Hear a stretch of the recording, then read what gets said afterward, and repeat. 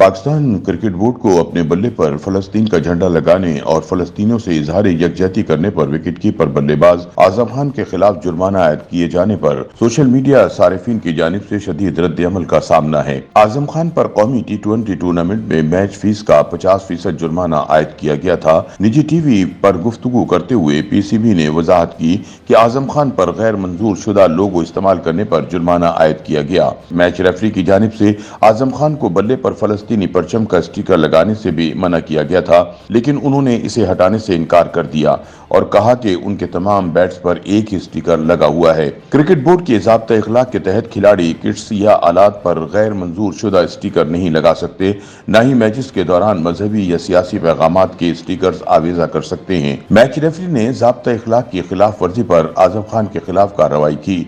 आजम खान को फलस्तीनियों से इजहार यकजहती पर सजा देने के अमल पर सीनियर सहाफ़ी हामिद मीर ने समाजी प्लेटफॉर्म एक्स पर PCB से वजाहत देने का मुतालबा करते हुए सवाल पूछा कि क्या PCB बताएगी कि पाकिस्तान में क्रिकेट बैट पर फलस्तीन का झंडा लगाना कब से जुर्म हो गया। बैट पर फलस्तीन का झंडा लगाने पर आजम खान को जुर्माना करने वालों को PCB से फारिग करके इबरत की मिसाल बनाना चाहिए। इसके अलावा सेनेटर मुश्ताक अहमद ने लिखा कि क्या PCB बता सकता है कि किस कानून के तहत आजम खान को प्रेशराइज किया गया और जुर्माना किया गया।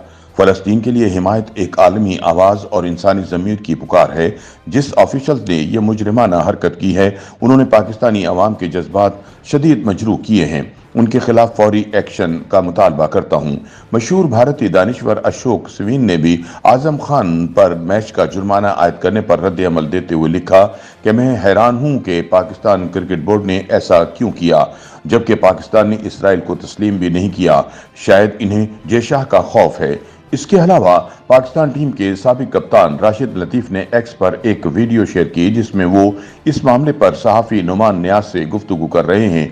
इस दौरान राशिद लतीफ़ ने आजम खान की जानिब से बैट पर फलस्तीन का झंडा लगाने पर कहा कि बड़ी बात है, कल ये झंडा ही ना लेकर आ जाएं। उन्होंने आजम खान को मशवरा दिया कि इंटरनेशनल क्रिकेट में ऐसा दोबारा करने से गुरेज करें, वरना मेरे ख्याल में मुश्किल हो जाएगी। याद रहे कि 2014 में ICC ने इंग्लैंड के क्रिकेटर मोइन अली को अपनी कलाई पर गजा की हिमायत में बैंड पहनने पर मुतनब्बे किया था।